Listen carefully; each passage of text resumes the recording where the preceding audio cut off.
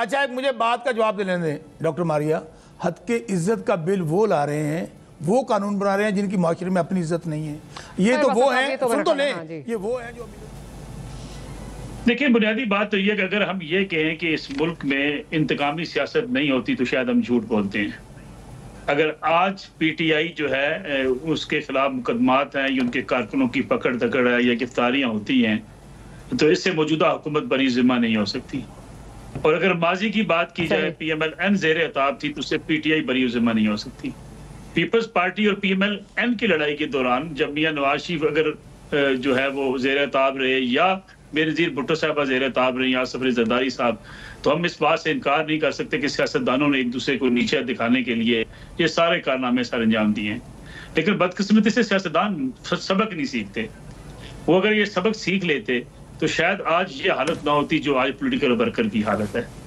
मसला ये है कि जो अभी बसर साहब बात कर रहे थे, काश ऐसा होता, काश कि ये एस्टेब्लिशमेंट से ये बातचीत ना करना चाहते, ये NRO ना मांग रहे होते। ये तो एस्टेब्लिशमेंट से भी बातचीत करना चाहते हैं।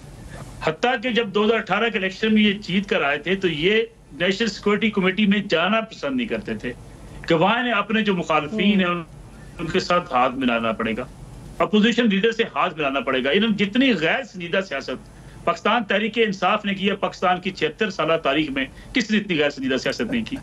यानी ये सारी चीजें पहले भी होती रही। मैं मानता हूँ जो बस ऐसा बात कर रहे हैं, लड़ाइयाँ होती रही, इल्जामात होते रहे, इल्जामात लगते रहे एक दूसरे के ऊपर। मुझे बताइए कभी ऐसा हुआ कि अपोजिशन लीडर के साथ हाथ नहीं मिलाएंगे, कमेटी में नहीं बैठेंगे, नेशनल सिक्योरिटी कमेटी में नहीं जाएंगे? कभी ये हुआ सिविल नाफरमानी की तहरीक शुरू करेंगे? कभी ये हुआ कि बिल फाड़ दो, बिल जला दो? कभी ये हुआ कि हुंडे के जरिए पाकिस्तान पैसे भेजो? कभी ये हुआ कि सेक्रेटरी दाखिला से कहा जाओ सेक्रेटरी दाखिला सुन लो मैं तुम्हें छोड़ूंगा नहीं?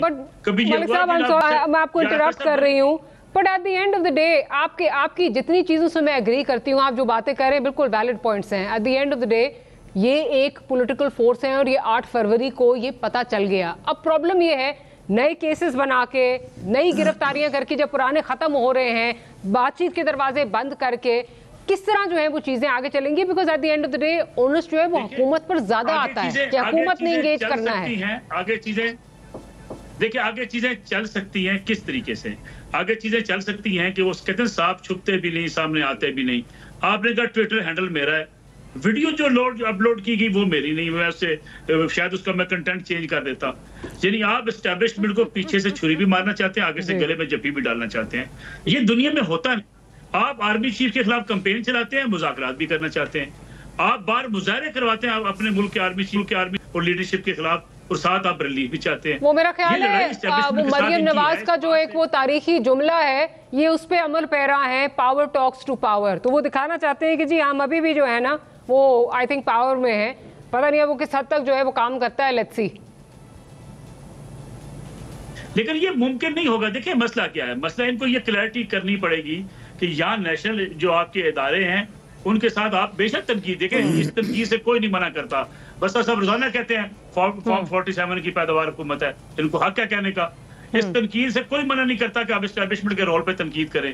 लेकिन आप 1971 के जहां आपके खिलाफ साजिश हुई, जहां हिंदुस्तान ने मक्ती बानी बनाई, जहां हिंदुस्तान ने मुजीबुर रहमान साहब के साथ मिलकर मुल्क तोड़ा, उसको आप ग्लैमराइज करें और अपनी फौज के खिलाफ कैंपेन चलाएं। ये कौन इनको इजाजत देगा? आप मुल्क की सिक्योरिटी के ऊपर आवाजें उठाएं। आप लिखें, आप देखें क्रिकेट मियां नवाज शरीफ ने भी ये बात की थी, मरियम बीबी ने भी की थी यही बात जो हम कर रहे हैं। मलिक साहब मेरी जवाब तो दे दें कि जो बात हमने कही है क्या मियां नवाज शरीफ ने यही बात कही थी? क्या मरियम बीबी ने भी यही बात कही थी? क्या ख्वाजा आसिफ ने भी यही बात कही थी कि ये जो वर्दी है उसके पीछे, मैं कहता नहीं हूँ बताता, ये जो दहशतगर्दी है उसके पता नहीं पीछे क्या है? और सुप्रीम कमांडर आसिफ जरदारी ने क्या कहा, ईंट से ईंट बजा दूंगा। ना करे ना, ऐसे ना करें। इसीलिए तो मैं कहता हूं आप सुन तो लें कि इसके बाद सियासतदान साडे ते तुहाडा हाथ भारा है, जरा हाथ हौला करो, हाथ हौला करो। नहीं, ये एस्टैब्लिशमेंट के कदमों में जाके बैठ जाते हैं। सियासतदानों पे डॉक्टर मारिया ज़ुल्फ़िकार और मैं क्यों एतबार करें? हम आपकी खातिर लड़ते रहे, वर्दी के खिलाफ हमने तहरीक चलाई, आपको मुलाकातें करते हैं, आप हमें कहते हैं जहाद करो इस मुल्क में जमहूरियत के लिए, खुद जाके आप ओहदे बांट लेते हैं। बस साहब इन हकीकतों से हम आंखें नहीं चुरा सकते। अगर सियासतदान आपस में मिल बैठ के पार्लियामेंट की बालादस्ती के लिए, जमहूरियत के लिए बातचीत करते, दरवाजे बंद ना करते, आज आपको मारना पड़ रही होती, लोग आपके साथ खड़े होते। हमें आपने मस्बत रिपोर्टिंग के लिए धमकियां ना दिलवाई होती, हम आपका झंडा लेके आपकी जेल के बाहर खड़े होते। आपने हमें धमकियां दिलवाई। लेकिन मलिक साहब, मेरा ख्याल है अलमिया यही है ना कि मलिक साहब जिन्होंने आपके लिए काले कवानीन बनाए हैं, अभी बिल पास किया, वो उनको तो अब हार पहनाएं, जाके वहां रायवंड जाएं, वहां जाके हार पहना के आए। चले थे, आपको बादाम खाने पड़ेंगे, आपका हाफजा बहुत कमजोर है। 2022 में यही अथॉरिटी आपने भी बनाई आप अपनी टर्न पे बात बनाने उस्मा साहिबा की टर्न है, आपके आगे। हाँ जी उस्मा साहिबा, आप ही की तरफ आ रही हूँ।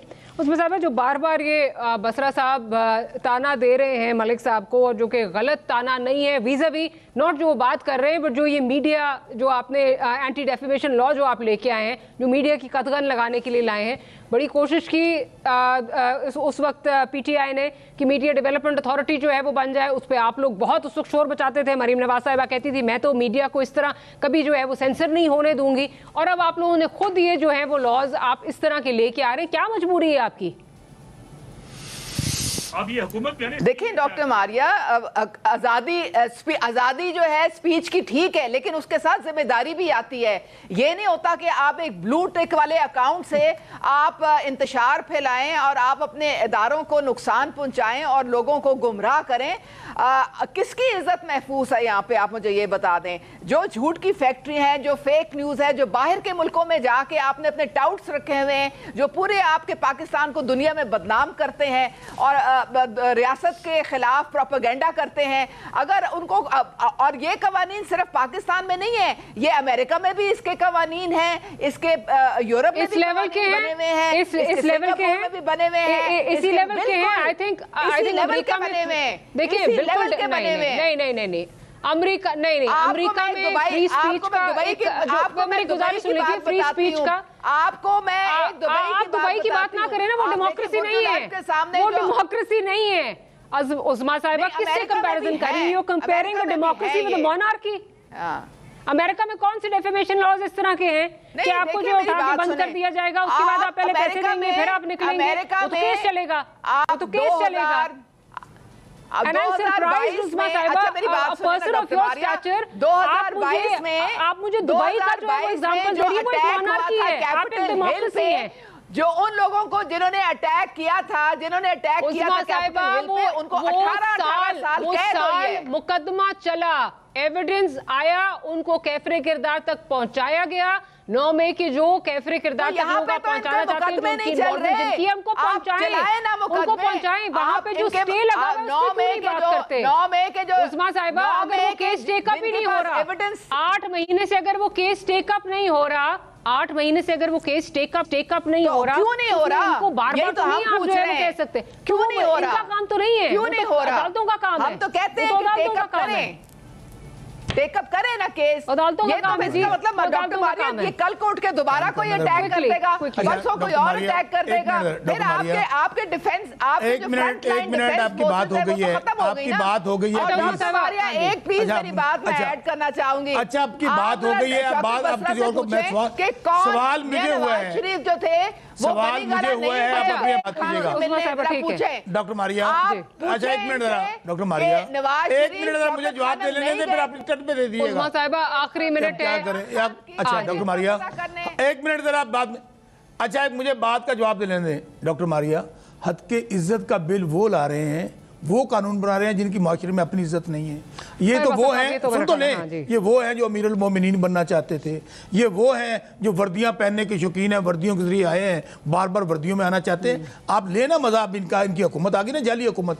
दूसरी बात, अभी मलिक साहब का वो कह रहे थे ये बिल जलाते थे, ये हुंडी के जरिए पैसे की बात करते थे। आज पाकिस्तान की सबसे पॉपुलर जमात कौन सी है? मलिक साहब ये तो बता दें, आज अवाम किसके साथ खड़ी है? आज हम किनसे बात करें? उनसे करें कि मियां साहब अपना हल्का हार गए।